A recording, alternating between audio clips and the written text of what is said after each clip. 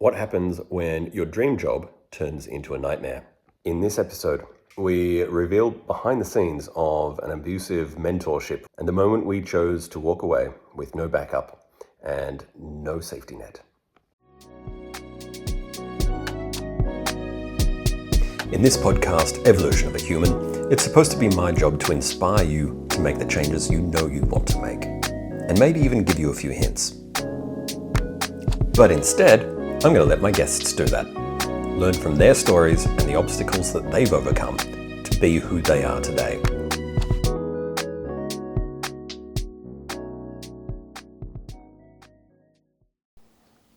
All right, so where were we? We had arrived in Ireland. We had our accommodation sorted, which was a nightmare. Welcome back. The welcome committee was non-existent. Yes. Well, welcome to this episode of Jacob's podcast with me, his wife, Leandra, talking about our evolution as humans and people. Okay. This time with a focus on Ireland. So yeah, this part is now when we have moved to Ireland, and this part is going to be about our jobs and our experience there, because our lives were actually great there, right? Personal lives were amazing there. If we look back. Yes. No. Oh, personally? No, yes. No. Personal not lives were amazing there. We made some great friends. Like, I still talk to some of the friends that we made there. Like, we had... we went to amazing parties. We had great clients. We had, like, the life we lived there. When I take away the job, and the longer it has now been, what, 15 years? 2010, we were in Ireland. Yeah, almost 15 years then. It's been 15 years, right? So now 15 years of, growth and change. Like, looking back, all I can remember are the good things about Dublin. And all the bad things are kind of funny now. Yeah, I mean, like, we can look at them, and, like, this is why we can do this podcast, is because the pain isn't there anymore. Like, we can talk about this without the pain and without it hurting. This is about, we can look at it with wisdom, and we can look at, and see it. And I think that's the most important thing when we are looking at any traumatic event in our life. Because, to be honest, Dublin was traumatic. It was very traumatic. Huge. And we'll discuss why. Well, yeah, but it's... Looking back now, we can look at that trauma through the eyes of wisdom. And, like, look, in my work, I'm a medical intuitive, and my work is based in network spinal chiropractic. And we talk about it as it doesn't hold charge anymore. Yeah. It doesn't have friction. Yeah. Like, when we talk about it, when I think about it, I don't get angry. It doesn't, it doesn't amp me up. So we can talk about this. I couldn't talk about it for a long time. Yeah. There were a good couple of years where I would not be able to go back to Ireland. No, and now I'm like, it'll be an amazing spot for a holiday for us. Yeah, it's so because funny. Of the memories. It's so funny you said that, because someone I follow on Instagram is in Dublin at the moment. She was asking me for recommendations and stuff, and I was like, oh God, this place is great. And I'm looking at her photos going, oh yeah, Dublin. Like, we actually had a beautiful, beautiful time there. Like, I actually loved the city, and I really liked Dublin, and without our work, that could have been a great time of our lives. But also, when I look back, it turns out I was a very serious young woman. So, I mean, didn't have as much fun. We put a lot of pressure on ourselves. Yeah, I think because we had these big visions. And, all of this was very important to making these visions come true. Yeah, it doesn't sound super different to how I am now, actually. Leandra's starting to have some self-realizations about who she might be as a person. Interesting. Anyway, so Dublin, amazing life we had there, right? Great friends. I love Dublin. It's good food scene. Like, it's a fun city to be in. Definitely go visit. Like, hashtag I love Dublin. But yeah, looking back on our work. So like I said, I am a medical intuitive. I have always been a medical intuitive. I just didn't know it until I started working with intuition and energetics in the last sort of 5-6 years of my career. But being an intuitive practitioner, loving the work of chiropractic, being really extroverted, meant that I was very successful in that practice very early on. Now, What I didn't realize, what we both didn't realize, is that we were working for a very unhappy, very insecure, very damaged, traumatized individual. Yeah. And how he behaved was not okay. No, it wasn't. It was borderline abusive. Actually, it was abusive. What he did, it was financial abuse, because for the first 6 weeks of our career being there, he wouldn't pay us. Because we weren't allowed to see any clients. He deemed it educated us. He deemed it education and training. But what he did was he would get us in early in the morning. We would have to wait around. He only had very few clients, very, very few. And so we would have to sit there and wait until he'd finished with his clients. And he would just take as long as he freaking wanted, because he only had maybe like a couple every day. And then he would sit and he would lecture us for hours upon hours. And this went for 6 weeks. 6 weeks. And we had no pay. And it was very, I think the intent behind it was, he thought that the institutions that are teaching chiropractors are not teaching the right things. They are not teaching the philosophy of chiropractic, which is what he was hoping to instill in us in those 6 weeks. I mean, but it wasn't really. He's not wrong. Okay. And like, again, there are some institutions that do fantastic work for chiropractic, and then there are others that have gone in a separate direction. Look, I think my opinions on chiropractic, I believe chiropractic is a subluxated profession, and I have a whole TED talk on why that is. So you can go look that up. You should link it, actually. We will link. Everyone go watch my TED talk. It's really good. Anyway, so that's for my understanding and my ideas on chiropractic. You can go listen to that. But no, I completely believe that chiropractic is not where it should be. I believe chiropractic is not a profession that has taken a stand and carved out a niche, and it's not living up to its potential, right? So I completely agree with him on that. Yeah. And I completely agree with the fact that new graduates do need like an internship and a lot of education, Definitely. Right? But I also believe you should pay people a living wage. Yeah, there is a way to go about that, and that is not the way he went about that. Like, to have somebody coming into your sphere, right, and you have promised them that they will have a job, right? We didn't go there. I didn't go there for an education. No. I didn't say, oh my God, yes, I want to come to your school of chiropractic. That is not what we came for. We came being told that we would have a job. So that was false pretenses. We were told that we would have a client base to take over. Which we did not. We'd be able to hit the ground running. Because he had dwindled down that that client base down. Because, again, traumatized individual who was not very aware of himself and didn't have a lot of self-realization, but who thought he did, who had burnt all the bridges. His entire life down. Exactly. And, like, that's fine. But to then bring two impressionable vulnerable children into your sphere and just lord yourself over. Now, there is a very large God complex in the men of chiropractic. Obviously, hashtag not all men, not you, Jacob. But I'm going to say it. He was not the first person and not the first male chiropractor that I have been, I'm going to say it, this is awful, but I have been abused by, because it was abuse. He was not the first. And he was not the last. I'm hoping that the last one was the last one. But I mean, as we go along, I'll tell more of these stories. But it's one of the reasons I no longer want to be in chiropractic, because I just don't think that me as one person can be in. And I can't have these conversations with people. I've had these conversations with women chiropractors in confidence, trying to be like, hey, do you see this? And the problem is that these, like white women who voted for Trump, it's like they are complicit in the abuse because they benefit from it. Like, they benefit from this system of oppression that keeps women out of the top higher echelons. Unless you are working with babies in pregnancy, like, you do not belong in, as a woman, you don't belong in chiropractic.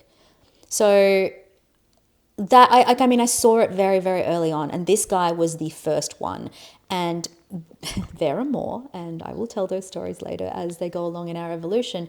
But he was the first. He was the first to abuse his power and to commit financial abuse and emotional abuse. And he was like, it really was an eye-opening, it was eye-opening into what this profession actually is. I mean, I don't think chiropractic is special in that way.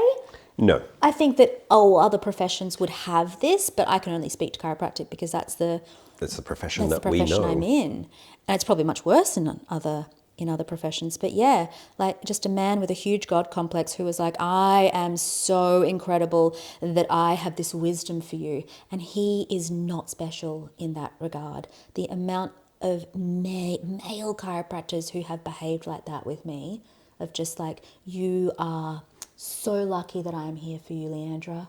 Like, so lucky. I'm going to impart all my wisdom to you.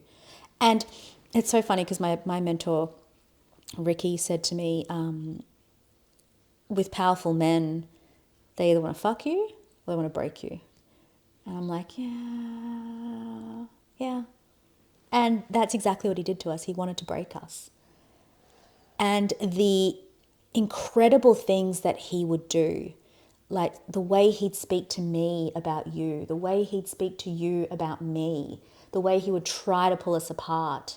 It was, honestly, I'm so incredibly grateful that we were able to sort of come through that. Yeah. Because it was like, I mean, our careers were so bad, and this was just the first one. Like, there was another one too. Within 9 months, we actually worked for 2 different clinics. We'll get to the second. No, actually, we can just get to the second now, because it turns out the abuse was exactly the same now that I think about it. It was the same strategy. Divide and conquer. And the idea was to try and pit us against each other, and, you know, you'll be the slow, steady burn. She's a bright flame now, but just watch her burn out. I mean, and you'll be there, and you'll be stable. Hey, look, that's not untrue, as it turns out. No, it is not untrue. However, to use that as a ploy to pit us against each other. You're the star. You are the star. Like, that's what it was. Very much. Your way is better. And it's like, no, it's not. Actually, together, we're much stronger. It's so funny. Even our Portuguese teacher said, like, you're quite good at speaking it. And for me, I understand it. I get the gist. Oh my God. Actually, now I think about it. Mm-hmm. Like, piecing this together, this is who we are as people. And in Network Spinal, we talk about the triads, right? We talk about being someone who's a behavior prime. So, you know, you're driven by doing stuff.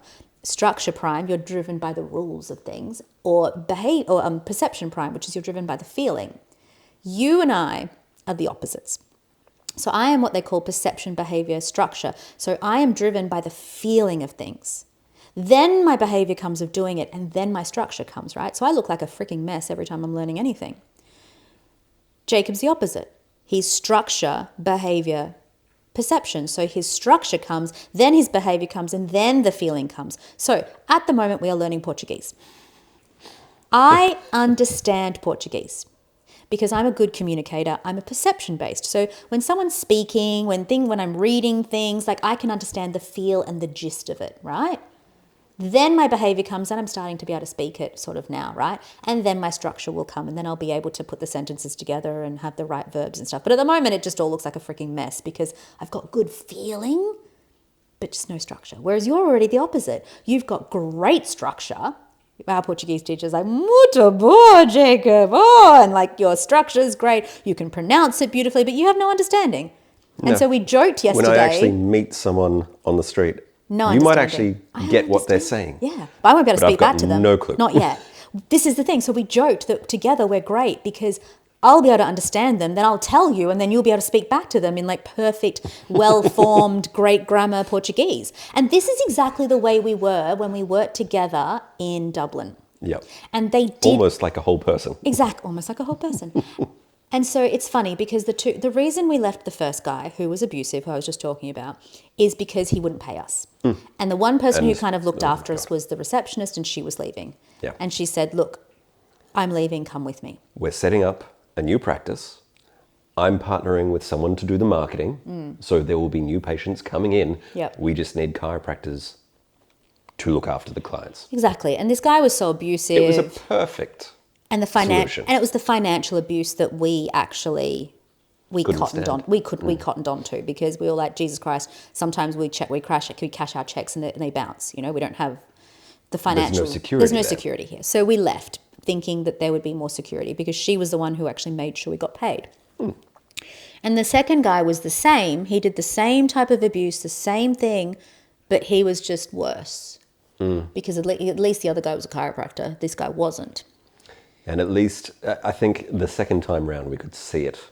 We saw it much quicker. Much faster. But he was much more abusive. And he was the one who pointed out that, no, Jacob's he's the steady one, and you're the one that'll burn out. And he was the one that started, and he was not wrong. I will now admit that he wasn't wrong. But what he failed, but he used it as like something to separate us, not unite us. He weaponized. He tried to weaponize both of us. Whereas now we know that the way that you and I work together unites us and makes us a better team. Just like speaking Portuguese, like in chiropractic, it made us a better team. Yeah. So that was fascinating. And like I said, they were not wrong. They understood us in a way that we didn't understand ourselves, but it was such psychological warfare, and it was abuse. And the two of them did the exact same thing, you know, the exact same thing of pulling us down, of trying to educate us, of taking our money away. Like the abuse it was there. It was real. And it's only now that I can look back and say, those people abused us. We had 2 employers in Dublin who abused us. And I do believe that in both cases, they actually did intend to build us up again, but with them as the heroes. Yeah. So they needed to destroy each of us individually so that they could rebuild us, and we would be grateful to them for the way that they had rebuilt us. Yeah, and I think their twisted idea was that we would be built up successfully, and this was for the greater good. For the greater good and for their greater good. And for our greater good, like for everybody's greater good. Yeah. So I do believe genuinely that they had a positive long-term vision that they were using to justify all of their abusive actions. But this is what I'm saying, right? Like I said, I don't think that chiropractic is the only profession or the only place in the world that this happens. But this is it's a theme that I saw a lot in my career, was that, and it was only men, because men hold the power. They're in the positions of authority. I have never had a good female chiropractor mentor. I've tried to look for them. I've got one. I've looked for lots of women mentors, and I've only ever found one who is my friend, and you know, I work with her now in the Institute of Intuitive Intelligence, Dr. Ricky Jane Adams. But I searched for a really long time for a good mentor, and the thing is, every time I found a male mentor, this is what they did.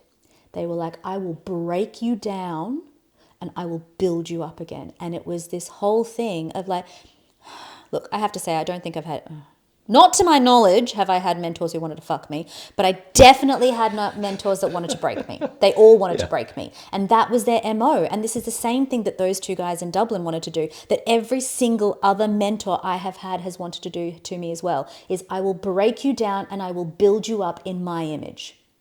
Yeah. It's fucked up. Like, it's fucked up. And like, we're just meant to be okay with it. Apparently, yes. And like, again, like I said, when I've had conversations with women in chiropractic, they're cool with it. They're like, yes, just the way very it much is. so. This is the way it is. This is the system, and they benefit from it. They benefit from it. They benefit from these men who are, in actual fact, abusive. And they abuse their power and it's the worst possible thing, because they abuse their power for the greater good of chiropractic, because I have a vision of chiropractic and this is how it's going to be. What about my fucking vision of chiropractic, huh? Like the amount of times that I've been told that my vision won't work, that my ideas are stupid. Why? Why are my ideas stupid? How come I don't get to be a genius, right? And this was in Dublin, was the very first time I saw that I would not be allowed to be a genius. He was the genius. They were the geniuses. I was not a genius. And by that stage, it was because I was a woman. I was young. I'd only just started in chiropractic. I had no experience. So I believed it, right? It was easy for me to believe it. I was not a genius because these guys are telling me I'm not a genius. They're older, they're white, they're powerful, they've got money. Like, of course, I should probably listen to them if I also want to be powerful with money, white and an old man. White, Yes. old man. But that's the logic, right? Exactly. If you want what they've got, then you got to do what they tell you to do. So, I mean, that was our career experience in Dublin. That was the work we did. And I mean, in the end... The work we did was we took all of that, we took the abuse, we built the first practice up very quickly. I forgot about that. So amongst all of that, we actually built that practice up very quickly. Yeah, amongst all of that, I had... Oh my God, I can remember this. It was so funny. Okay, remember this. I remember this. Okay, so he made us do screenings, right? Which was the worst fucking thing, but actually worked out to be the best in the end. A screening, by the way, is where you go to a shopping centre and you try and talk to people who are passing by and convince them to come into the practice. Yeah, I was so into it. Like I just look back at that girl who was just so wide-eyed and like bright and excited about chiropractic. And like, I literally thought I was saving these people's lives. Like, I just need to find her again. Like, anyway, so that woman, that version of myself, I remember, right? There was this one day in the clinic and we were all there, right? And you had a few people, but not many people. And then I had my full book. And again, our boss had no one, right? And he had the big office, huge office off the main waiting area. And for some reason, something had happened. And like every single one of my clients had shown up at the same time. And they were standing room only. Like they were kind of like out the door waiting. They were like, hang on a second, what's happened? There were like 25 people waiting in this tiny waiting room. Maybe not 25, maybe like 15. It was a lot. It was a lot of people, right? And I remember I was just like, okay, I'm just going to go through. And I had the receptionist and she was like, whoa, I don't think I've ever been this busy before. And she was like, just managing all of the things and people were coming in and I was seeing people. It was all fine. And he was so irate. He was so angry. This man was taking 50% of my income, right? So he should have looked at all these things and thought, cha-ching, cha-ching, cha-ching. I don't have to do anything. And isn't this the measure of my success because I broke this poor girl and built her up in my image and look how successful she is? No. What he did was he opened his door, he bellowed, he yelled. He's like, oh, what? Hang on. Nah, I'll come see. No, you can see me. I'm the guy with hundreds of years of experience. I'm amazing. I'm the one you should see. And they were all like, no, sorry, I have no idea who you are. And we're all here to see Leandra.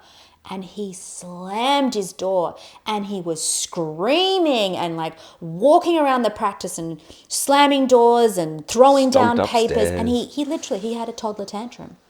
Yeah. And I remember, right, a few days later, I was in with a client. I'm ruling up their x-rays. I'm talking to them and he walks in.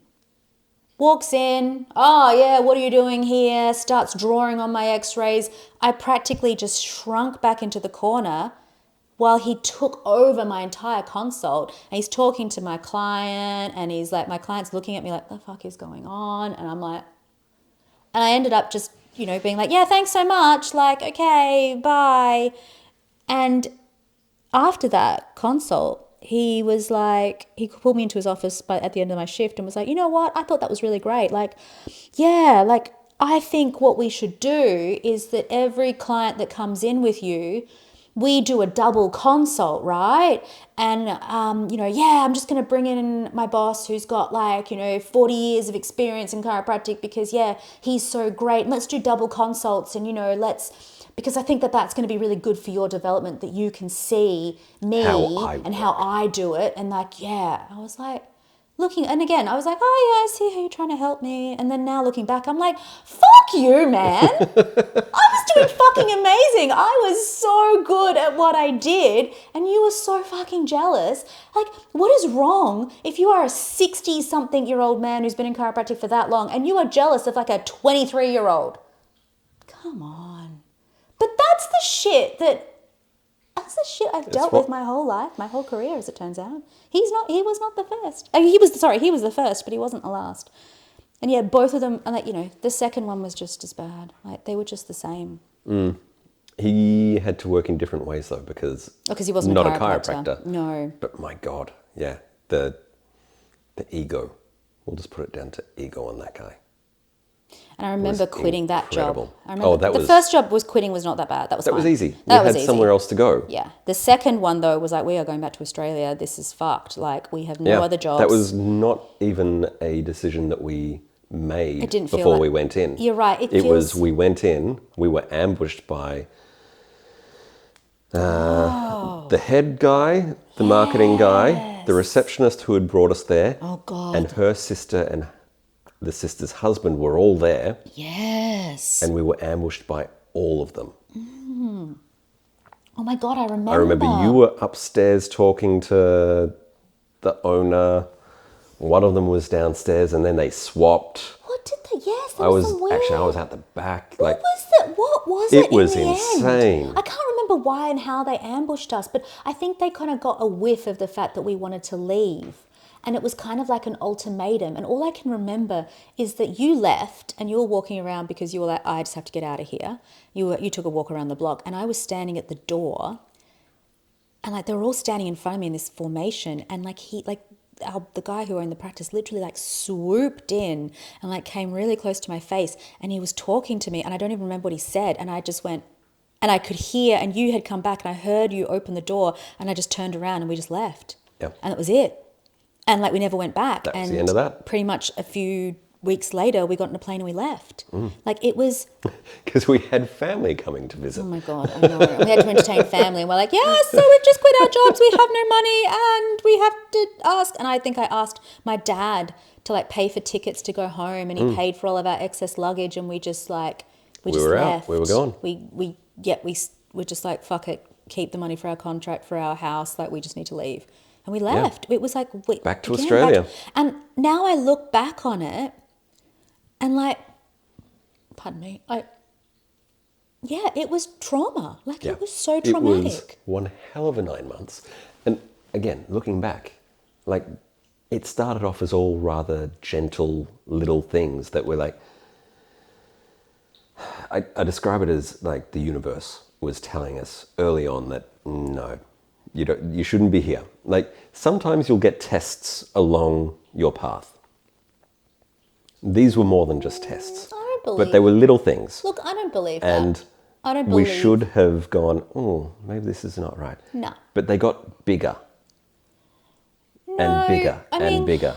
Okay. Until it was like, all right, time to leave Ireland. Okay, I can understand what you're saying, and I get that, but I disagree, and I don't think I don't think we were tested, and I don't think that the universe told us or God told us anything. I think that this was part of the development. And if I look at it now, and I look at it as a zoomed out picture and a zoomed out idea of my whole career, like, this is a lesson that I had to learn to bring me to here. And it's not that I had to learn it or that it was a test or anything. I think it's almost like, I believe that we sign up for a contract. We sign up for this before we get here. And it's like, cool, all right, that's what I'm going to do. And I feel like that was one of those. It was just like, yeah, you need to, like, I think we are incredible. Look, I have to say, I think we're lucky in the fact that the abuse we suffered was just financial, and, it was, the type of abuse we had was, it wasn't physical, it wasn't sexual. Not as traumatic as it could have been. It could have been much worse. Do you know what I mean? I get that. But I think we had to suffer it, and we had to go through it as part of the collective consciousness, and as part of our rising of consciousness. So I don't think it was a test as such, but I think it was just, I don't see it as good or bad. And I just see it as something of like, this was the up-leveling of consciousness. And just like I said that, I now look back on my childhood and growing up in Australia and what it really meant to be Australian and live in Australia growing up there. I mean, I think that this is just another one of those things of like the scales have come off, like the reality of the world, the reality of chiropractic, the reality of our profession. You know, it's not what I think it is. And to be able to like, you know, go into the deep underbelly and the fears and then just the gross things of it, I think that's healing, you know? And I think that, yeah. It definitely set us up for our life in Darwin. Yeah, and I mean, Which is where we landed. Yeah, I don't think it was, again, I don't look back on it and go, oh, it was such a blessing and it just all happened for a reason. But I really look back on it now with like honesty and with like, you know, with no anything. Like, it's not like I turned it into gold and I treasure it now. But I can look at it as reality. Like the true nature of reality is that, you know, well, the true nature of reality is that we dream everything, and we dreamed up that situation as a way of like healing a collective consciousness. And the reality of the situation is that we would not be who we are now without having gone through that. Yeah, and like, again, like now I can look at it and actually understand. I mean, for years I would have said, oh, it wasn't that bad. But now I can look back and go, yeah, it was abuse. Like, they abused us and we were vulnerable and they took advantage of us. Like, that's abuse. And you know what? Like, it just is what it is. Yeah. I can talk about that and say, yeah, cool. Well, not cool, but, you know, yeah, that it is what it is, you know? Yeah. It doesn't make me sad. It doesn't make me angry. It doesn't make me happy. It doesn't make me anything. It's just a story that I can now relay and be like, yeah, so I think actually I have to say thanks for making me do this podcast with you, because, yeah, it really has solidified, like, cool, I can say, and I can look at that stuff and go, yeah. So you're right. We got my dad to pay for tickets to go home. We stopped in Dubai and, you know, stayed there for a bunch and just warmed up a little bit, hung thawed out. Yes, and ate a lot because, as it turns out, we were very skinny. Oh, yeah, we thought that we Oh, God, I thought I looked amazing. looked great. We had lost weight. So much weight. Too much weight. So skinny. My head was too big much for my stress.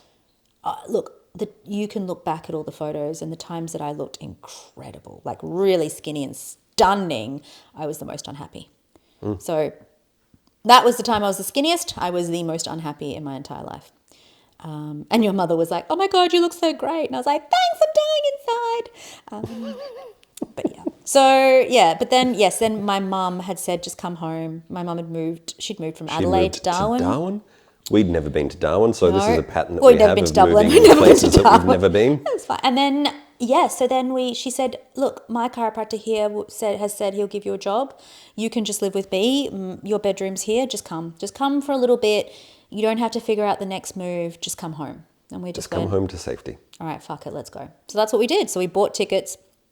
Dad bought us tickets from Dublin to Dubai. We stayed in Dubai a couple of days, ate a lot of food, cried, licked our wounds, just hung out a little bit, did a lot of journaling, which I have since ripped out and burnt. And yeah, then we flew to Darwin, and Mum met us at the airport and was like, all right, here you are. And then that's the next chapter of our story, is the 5 years we spent in Darwin. But that's for next time. Every big decision we've ever made, from leaving toxic jobs to moving across the world, came with an element of fear. But our latest big decision, moving our entire family to the other side of the world, that was the easiest one yet. It's because we worked through our fears before it was time to decide. Now, if you want to move into your future with confidence, free from the fears that hold us all back, we can help. Leandra and I. Work with us one-on-one using the method and face and transform your deepest fears. Reach out through the link in the show notes and we can get started.